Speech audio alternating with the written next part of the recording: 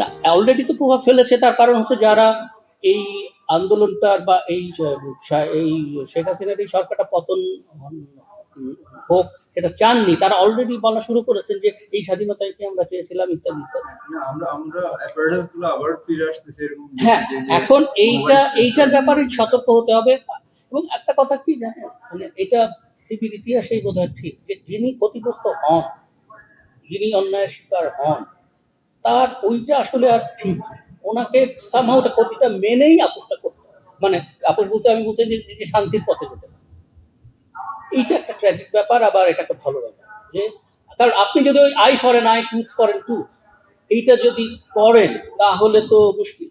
তো ফলে এই ক্ষেত্রে একটা সুবিধা অত্যাচারী পেয়ে যায় যে আচ্ছা ঠিক আছে ক্ষমা করে দেওয়া হলো, বা ঠিক আছে নাহলে আমরা এগোতে পারবো না।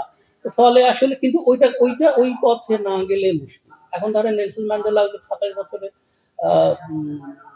ইসে থেকে কারাগারে থেকে বেরিয়ে আসার পরে যখন প্রেসিডেন্ট হলেন ইত্যাদি, তখন তিনি যদি আবার ওই প্রতিহিংসার রাজনীতিটা চালাতেন তাহলে তো দেশটা ছাড়খার হতো। তাকে ওই ক্ষতিটা স্বীকার করে নিতে হয়েছে যে আচ্ছা ঠিক আছে আমার 27 বছর আমি আর ফেরত পাবো না আমার জীবনে, কিন্তু আমি চাই না যে এরকম 27 বছর বা এরকম একটি দিন অন্য কারো জীবনে আসুক।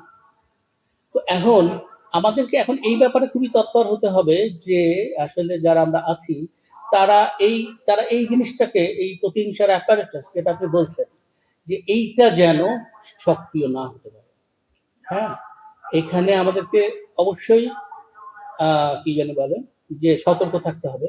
আরেকটা হচ্ছে যে তবে এটা ঠিক যে রাতারাতি এর সমাধান হয়ে যাবে এইটা কোনোদিন সম্ভবই না। এইটা রাতারাতি যদি কেউ বলেন যে না কালকে থেকে এই সমাধান আমি চাই, এটা যেন হতেই হবে, হ্যাঁ, তাহলে এটা সম্ভব না, এটা হতে পারে না।